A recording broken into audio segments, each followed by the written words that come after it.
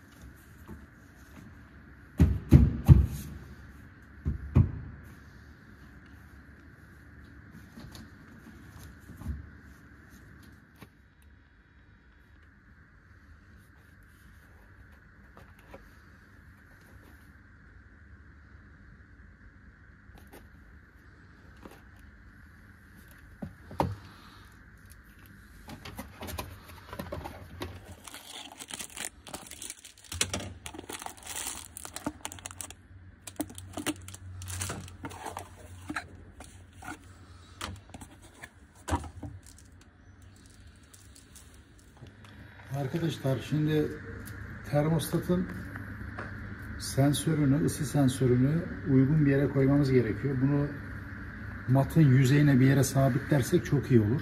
Ama bunu yaparken de ayak altı bir yer olmaması gerekiyor. Burada bir masa var. İşaretlemiştik daha önce gördüğünüz yer. Masanın altında bir noktaya sabitlemek istiyorum. O yüzden de şu işaretlediğim yere buradan termostatı konumlandıracağımız yer buranın içi. Buradan oraya bu ısı sensörünü çekeceğiz ve daha sonra matı döşemeye devam edeceğiz. Tam masanın altında kalıyor. Bunu bu şekilde buraya sabitleyeceğim. Yüzey ısısını doğru ölçmesi için bize lazım. Bu kabloyu da direkt kestirmeden köşeye götüreceğim ama şöyle yetişir mi bakalım. Eğer yetişirse böyle çok iyi olacak. Sensör yukarıda olsa.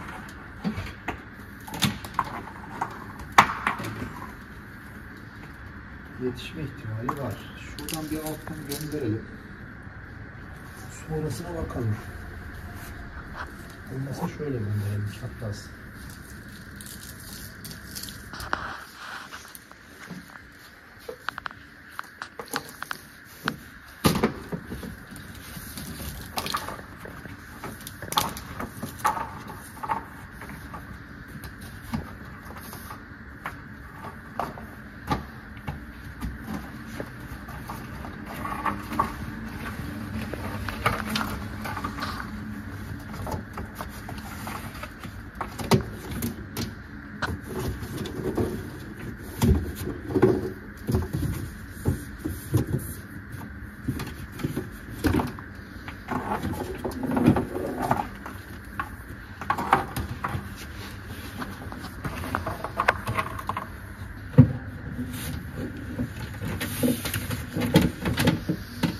Kablomuzu buradan çıkarttık. Oda termostatımızı şuraya koyacağız. O yüzden bu kablomuzu buraya getirdik. Daha sonra devamında işleme devam ederken göstereceğim ayrıntılı şekilde. Termostatımızın ucu burada. Şimdilik burada dursun, sabitleyeceğiz. Ona nasıl yaptığımızı göstereceğim size.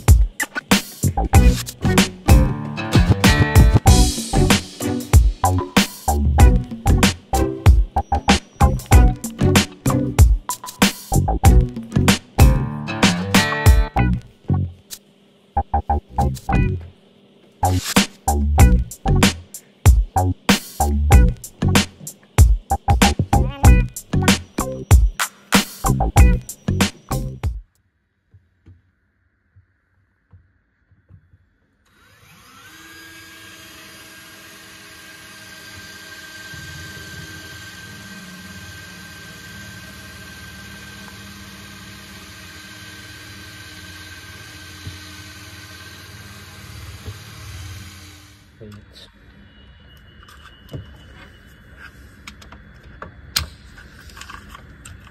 Arkadaşlar 16 amperlik B16 bir sigorta taktık. Bir de monofaze 25 amperlik bir kontaktör taktık. Ses kontaktör. Bunu takmamızın amacı yükü termostata bindirmemiz. Aslında 16 ampere kadar termostattan direkt yük alabiliriz ama biz termostatla kontaktör açtırıp döşemiş olduğumuz rezistanslara enerji göndereceğiz. İstediğimiz ısıya ulaşınca da tekrar enerjiyi kesecek. Bu şekilde devamlı bir şekilde çalışmaya devam edecek. Amacımız o.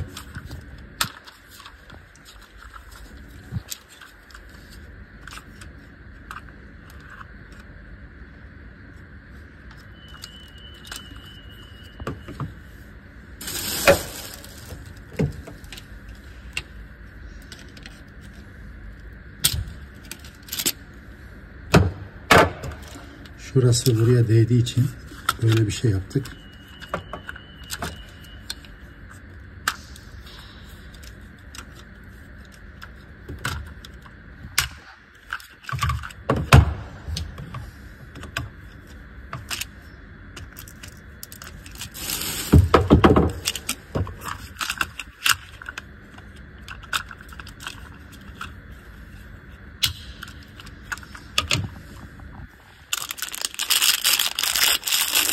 O da termostatımızı da açalım arkadaşlar. O da termostatımızı da açtıktan sonra isterseniz ben size nasıl yapacağımızı öncelikle anlatım olarak söyleyeyim. Daha sonrasında uygulamamızı yapalım. Şimdi arkadaşlar bakın burada sensör girişi var. 1 ve 2. girişler, 1 ve 2. klemens girişleri sensör bağlantısı. Az önce yere sabitlemiş olduğumuz. Bakın 5 ve 4. 4 nötr, 5 faz. Buraya faz gireceğiz, buraya nötr gireceğiz. Sabit normal 16 amper sigortamızdan çıktıktan sonra nötr ve fazımızı direkt gireceğiz buraya. Daha sonra bakın burada yük işareti var. Yani 3. ve 6. klemenslerden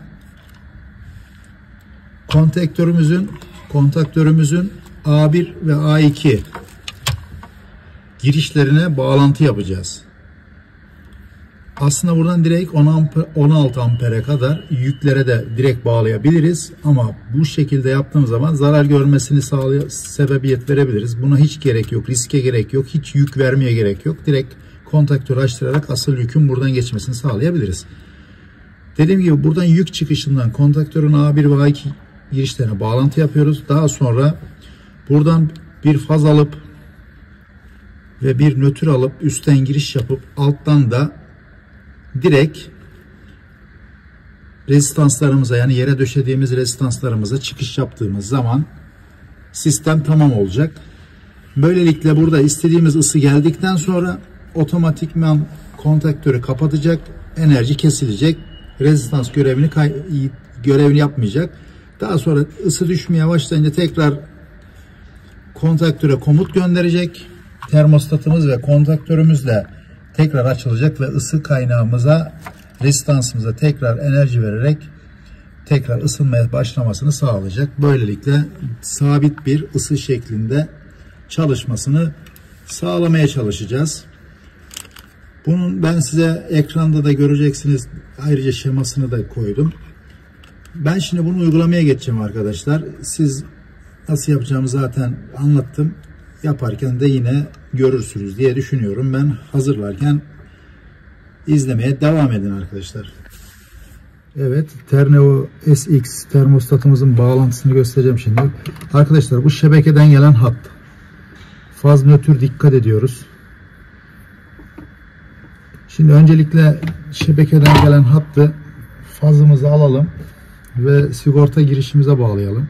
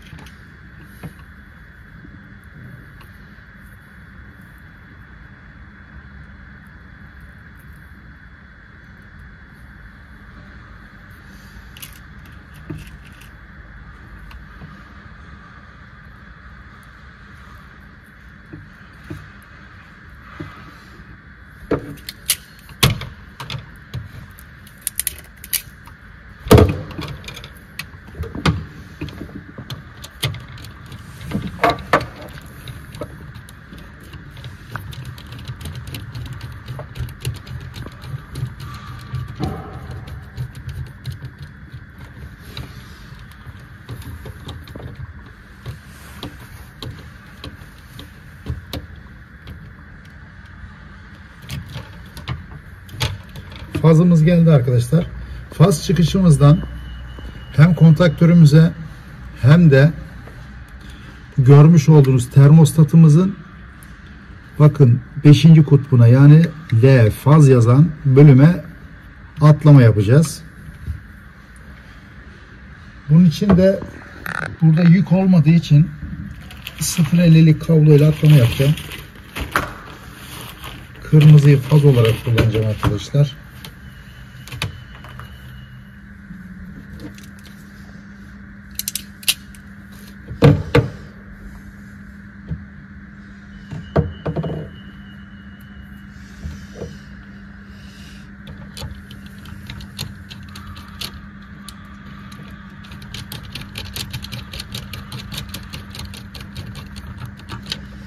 Sigortamızdan direkt alıp buraya bağlantı yapacağız.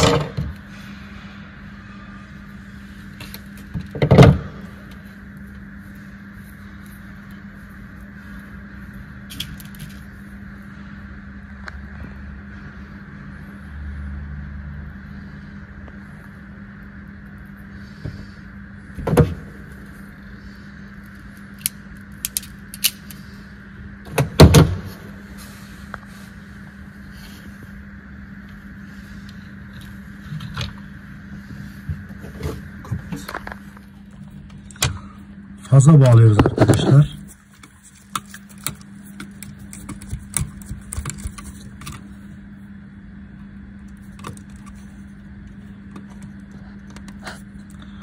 Bu sabit bir bağlantı. O termostatımızın çalışması için gerekli.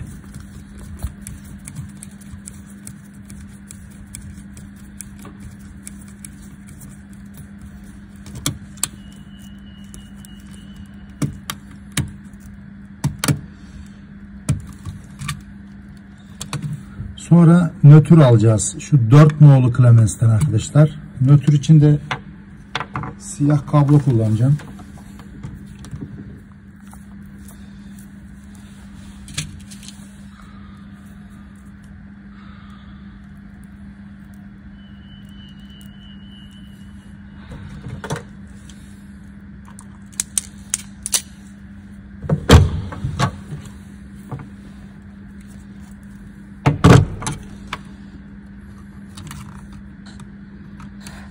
Bu da yine sabit bir bağlantı. Direkt şebekeden gelecek.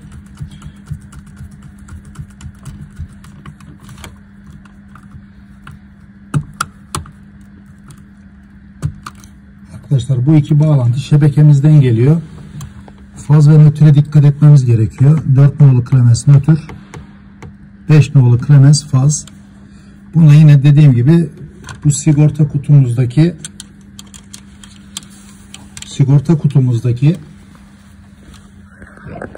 şu nötrle bağlantılayacağız arkadaşlar.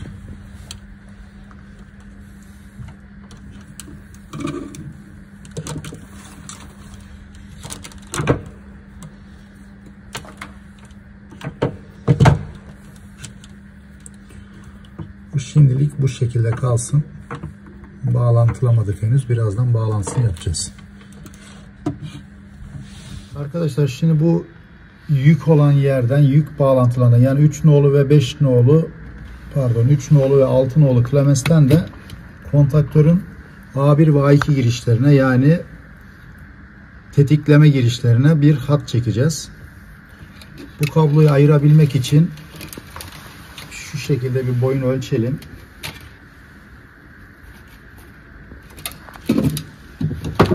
Keselim arkadaşlar.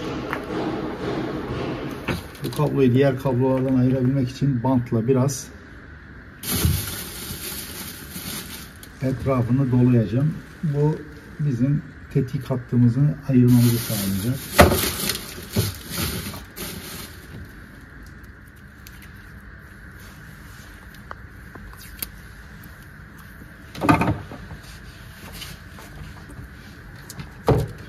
Şimdi bunu bağlayalım. Bu yön fark etmiyor.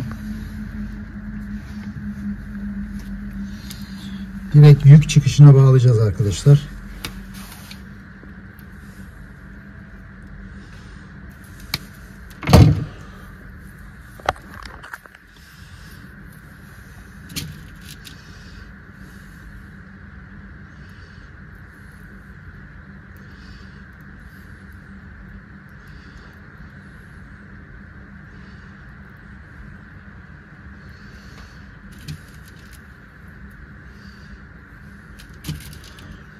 Hatta karışmaması için sarı renkle yapalım. Bu tetik olduğunu bize ifade edecek. Ben en azından sarı renkle yaptıklarımı tetik olduğunu bileceğim.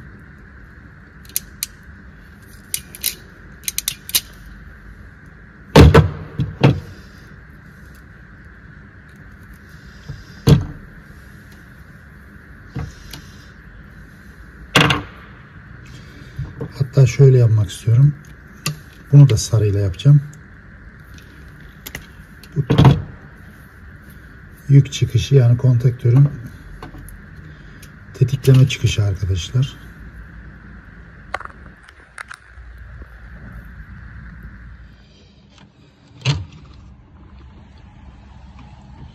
Burada yük işareti görüyor dediğim gibi. Bu 16 ampere kadar aslında destekler ama hiç riske girmiyoruz.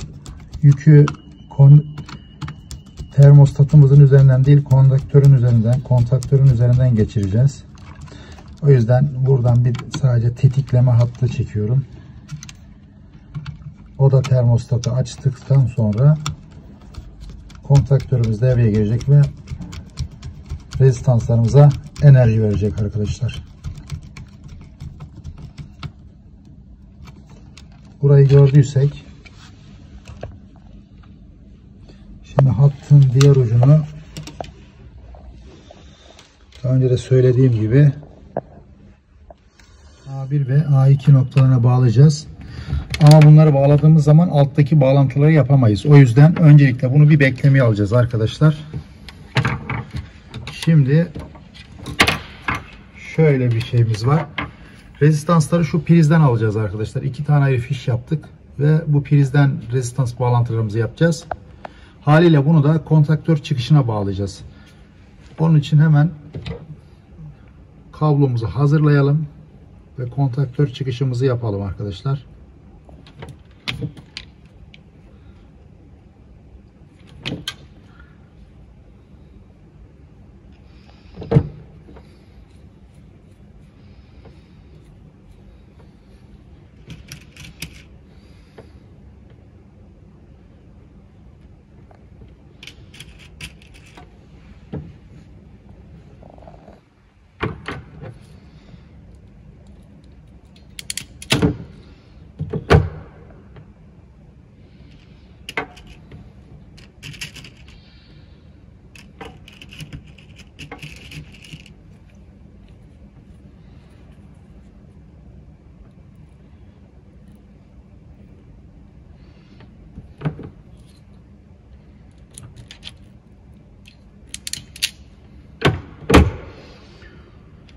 Şimdi bu bağlantıları direkt olarak kontaktörün çıkış noktasına bağlayacağız.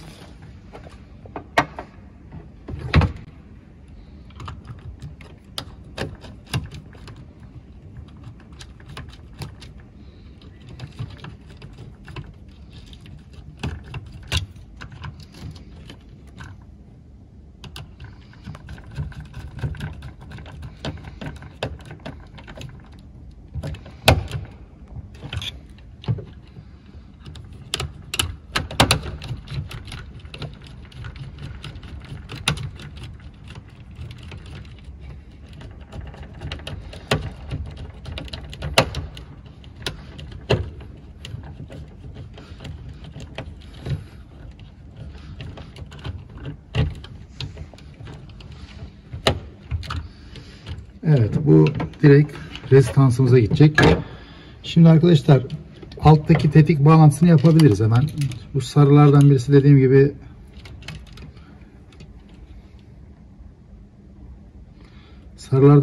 tetik bağlantısıydı. Bunu şimdi yapabiliriz. Çünkü artık altındaki bağlantıyı yaptık.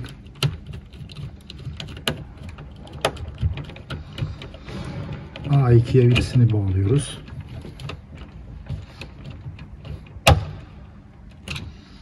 Şimdi üst tarafa da bir bağlantı yapacağız. Bunu da şöyle yapalım arkadaşlar. Şu nötrümüzdü.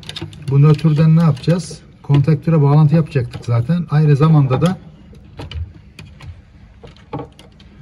burada görmüş olduğunuz şu kablo üzerinden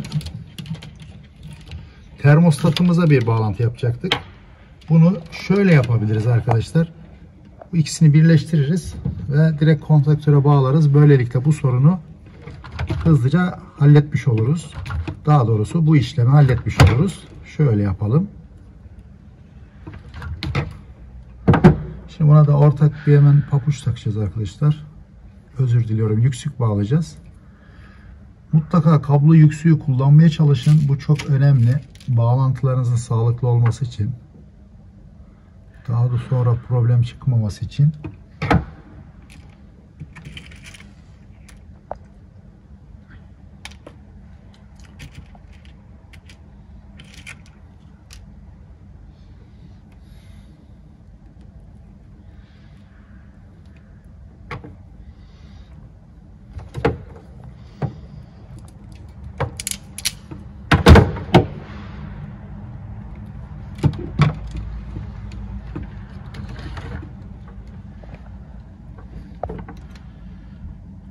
Bu nötr bağlantısını 3 nolu klemensimize bağlayabiliriz.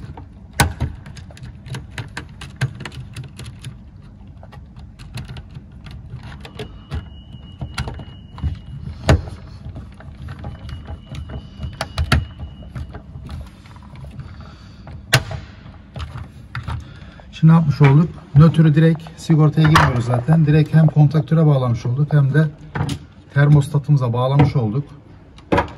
Nötrle işimiz kalmadı. Fazımızı da arkadaşlar zaten sigortaya girmiştik. Sigorta çıkışından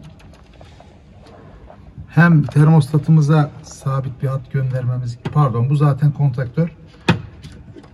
Sigorta çıkışımıza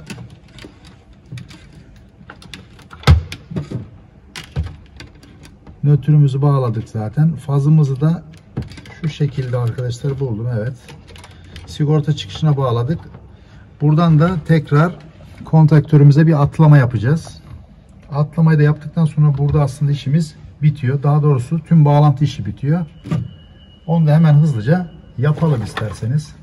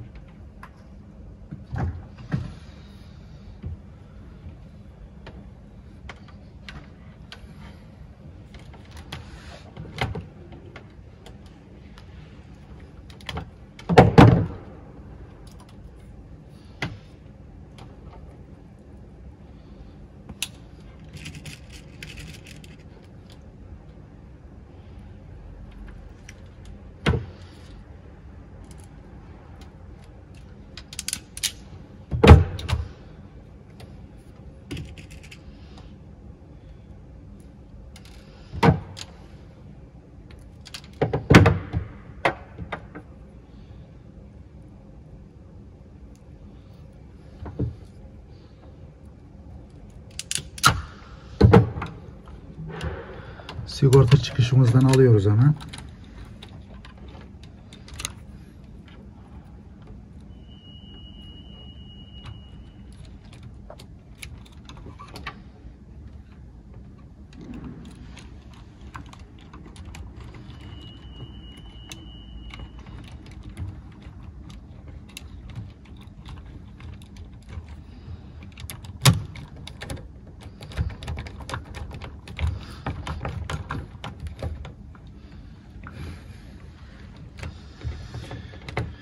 Hemen kontaktörümüze atlama yapıyoruz. Bir nolu klemense bağlayabiliriz.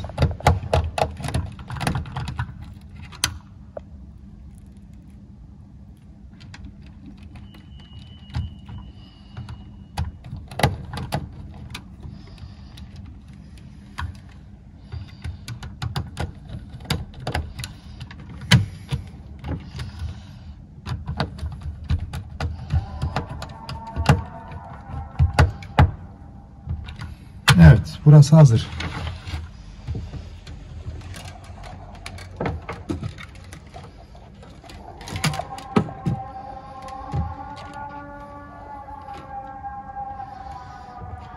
Son olarak kontaktörden gelen diğer tetik ucumuzu A1 girişine bağlıyoruz ve bağlantımızı bitiriyoruz.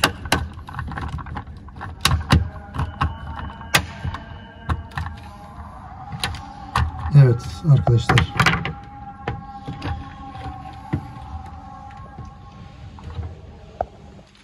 Toprak bağlantılarını birleştirebilirsiniz. Bunda bir problem yok.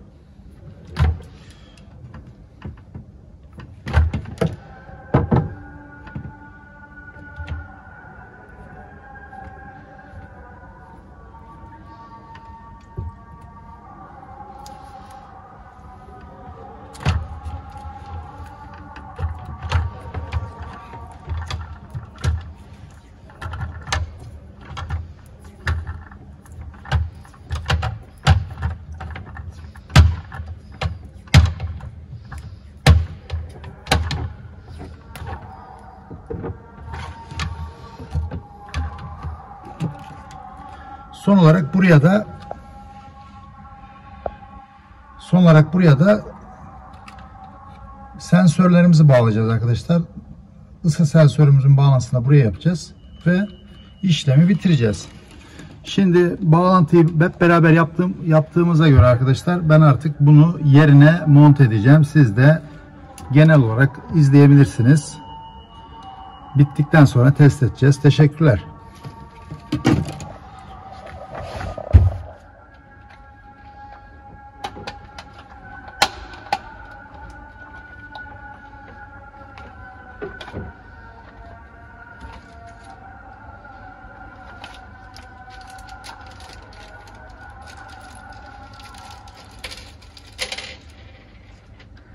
Bunu çift taraflı bantla yapıştırabiliriz.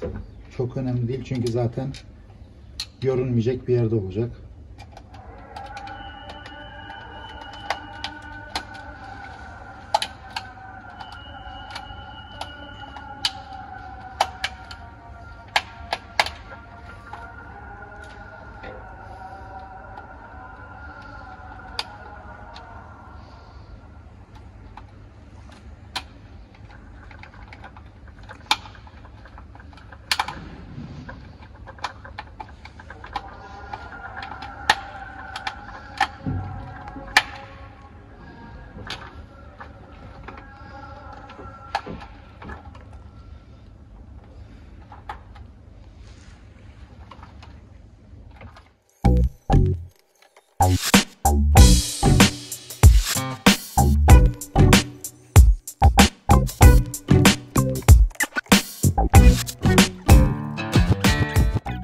Arkadaşlar sensör bağlantımızı da hızlıca yapalım. Artık bir kutunun içerisine yerleştireceğim.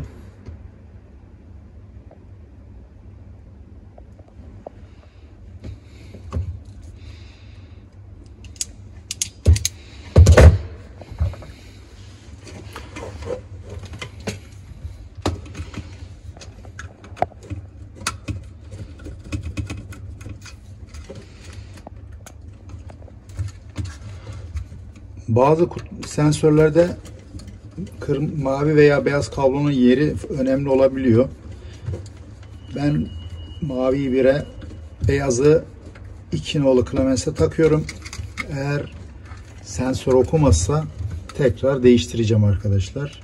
Ama okuyacağını düşünüyorum. Yani aklınızda bulunsun diye de söylüyorum. Hani bazen okumuyorsa bu kabloların yerini değiştirirseniz okuyabilir. Şöyle baktığınız zaman bağlantımız tamam. Ben bunu şöyle bir kutunun içerisine güzelce yerleştireceğim.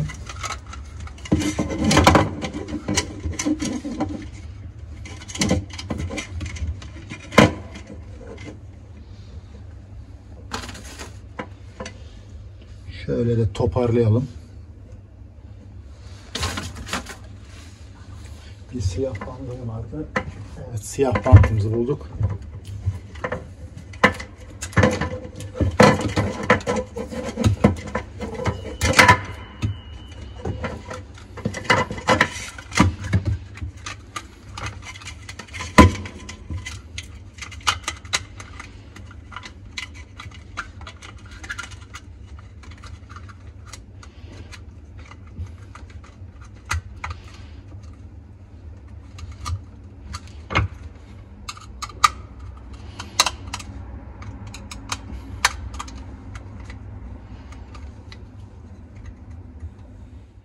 Tüm gece boyunca çalıştık. Burası bir AVM.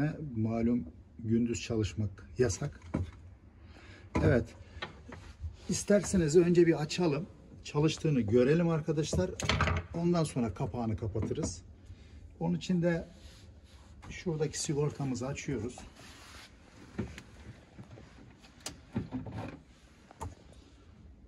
Ama öncesinde diğer arkadaşlar önce sigortamızı açacağız. Ben panoyu alta yerleştirdim. Yine panonun çıkışındaki prizden de daha önce döşemiş olduğumuz rezistanslara enerji verdim arkadaşlar. Şu an sigortayı açıyorum. Gördüğünüz gibi termostatımızda bir hareketlenme oldu. Şu an ölçüyor arkadaşlar. Termostatımızın ucu burada. Bakın.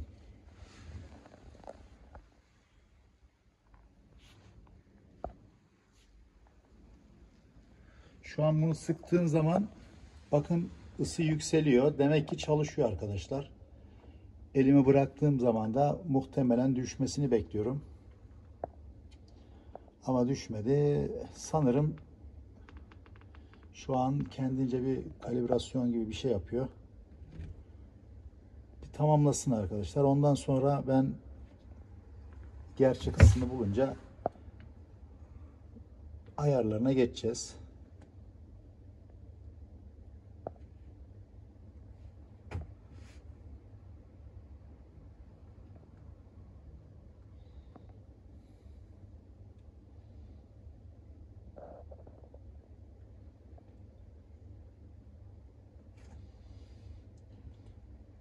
Şu an avucumun içerisinde sıkıyorum arkadaşlar.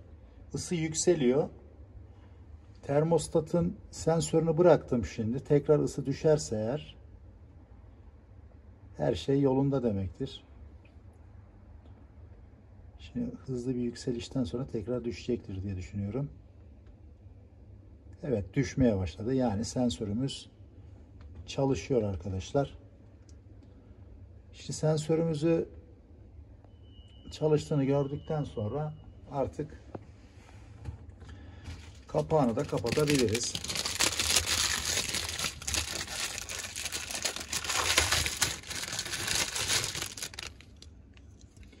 Şöyle şık da bir kapağı var değerli arkadaşlar. Bunu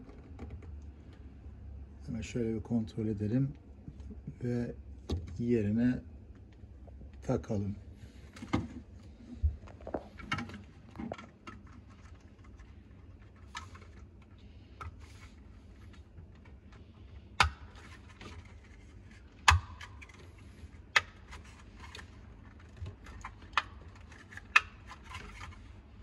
Evet. Bu sesleri duyduğumuzda kapanıyor arkadaşlar. Şu an her yerden kapatmış olduk. Takmış olduk. Evet. Şuralardan da tornavida takarak tekrar çıkarabiliriz. Şu an termostatımız çalışıyor değerli arkadaşlar. Dediğim gibi 24 dereceyi gösteriyor zemin.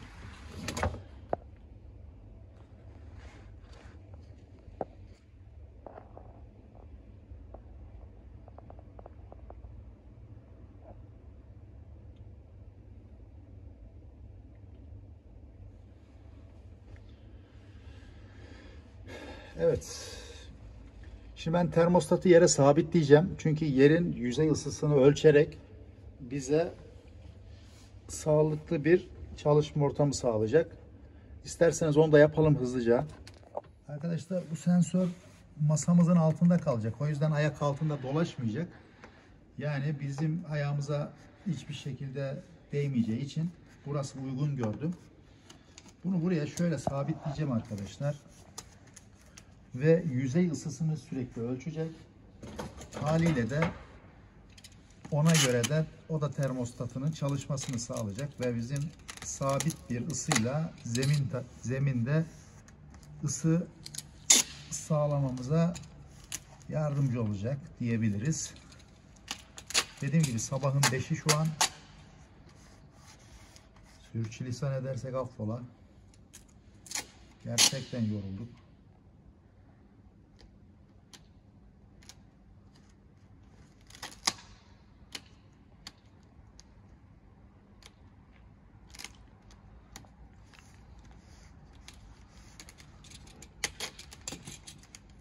Evet, sensörümüzü buraya arkadaşlar sabitledik. Yüzeyin ısısına göre bize komut verecek. Arkadaşlar şu an için çekeceğim video bu kadar. Başka bir videomda sizlere Wi-Fi bağlantılarının nasıl yapıldığını anlatacağım. Ayrıca sonuç ne oldu, ısındı mı ısınmadı mı onu anlatacağım. O da termostatımızın çalışma şeklini, uygulamasını falan biraz tanıtacağım sizlere. Ama onun için başka bir video hazırlamam gerekiyor. Çünkü artık gerçekten de hem yorulduk hem de yani dilimden artık söz de çıkmıyor farkındaysanız. Başka bir videoya bırakıyorum onu. Ama dediğim gibi genel sistem bu şekilde. Rezistanslarımızı döşüyoruz. Kablo bağlantılarını yaptıktan sonra üzerine tatami minderlerimizi döşüyoruz. Sonra sigorta kutumuzu ve haliyle oda termostatımızı bağlıyoruz ve çalışır hale getiriyoruz. Daha sonraki videolarımda da oda termostatının nasıl kullanıldığını göstereceğim.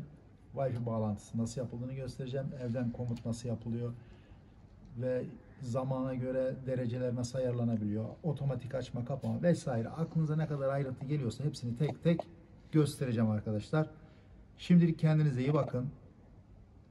Videomu beğendiyseniz lütfen beğen tuşuna basın ve buna benzer videoların gelmesini istiyorsanız yorumlarınızı bırakın. Ayrıca diğer videolarımızın da sizlerin ilk defa hemen haberdar olmasını sağlamamız için de mutlaka bildirimleri açın arkadaşlar. Kendinize iyi bakın. Sevgiyle kalın. Bilgiyle kalın. Hoşça kalın.